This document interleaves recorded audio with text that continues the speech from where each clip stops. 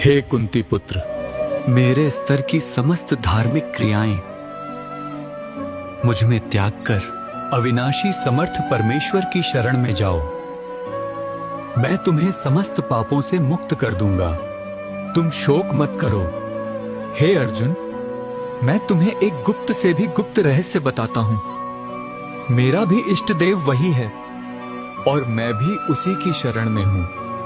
हे माधव, उस पूर्ण अविनाशी परमात्मा की प्राप्ति की विधि क्या है और उस परम धाम को कैसे पाया जा सकता है, यह ज्ञान भी तुम्हें तत्वदर्शी संत ही बताएंगे।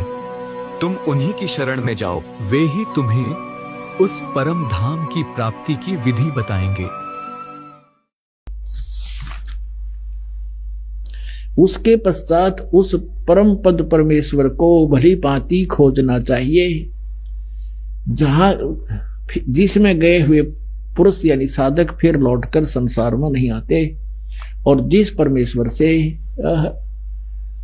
पुरातन संसार वृक्ष की प्रवृत्ति विस्तार को प्राप्त हुई है, यानी जिस परमेश्वर ने सब ब्रह्मांडों की रचना की है, संसार रूपी वृक्ष को रचा है, और उसी आदि पुरुष नारायण के मैं शरण हूं।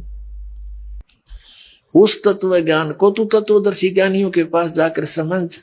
उनको भली भांति दंडवत प्रणाम करने से, उनकी सेवा करने से, कपट छोड़कर सरलता पूर्वक प्रसन्न करने से वे परमात्म तत्व को भली भांति जानने वाले तत्वदर्शी न तत्वदर्शी संत ज्ञानी महात्मा तुझको तत्व ज्ञान का उपदेश करेंगे। गीता जी के गूढ़ रहस्यों को जानने के लिए सुनिए तत्वदर्शी संत रामपाल जी महाराज जी के मंगल प्रवचन, जिसके लिए YouTube पर संत रामपाल जी महाराज चैनल सर्च करें और सब्सक्राइब का बटन दबाएं। साथ ही आप हमारे Facebook व Instagram पेज को भी फॉलो कर सकते हैं और आप संत रामपाल जी महाराज ऐप को प्ले स्टोर से भी डाउनलोड कर सकते हैं।